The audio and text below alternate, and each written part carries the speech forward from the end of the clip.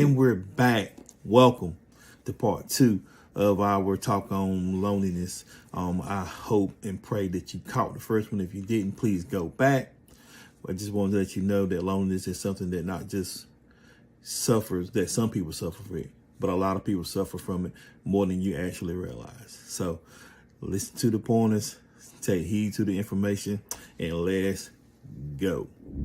Pay these bills because I'm tired of spending my money. Well, that's what I'm saying. I think, makes sense. yeah. Okay. And so we build these expectations based off what the world has showed us on TV instead of going in our instruction manual and say what God said what a man needs. Yes. And so what a good man should have some type of character trait. Yes.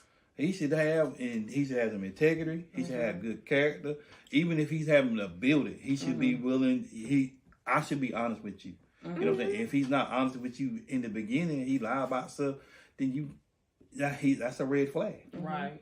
So you have to understand that our character and integrity is what holds us where we at. And so when you pick based off what you want, because the average person in their top five, you picking out a loneliness. What you picking out of? Because your top 5 is physical stuff. It ain't nothing about that character. person. You know, and really that should be bottom. And that's not going to sustain you, by the way. It's not. What's going to happen when the physical stuff changes? Yeah. And what's going to happen when you see some, because you're going to see some, I don't care how good she look, how good he look, there's somebody on this earth that look better.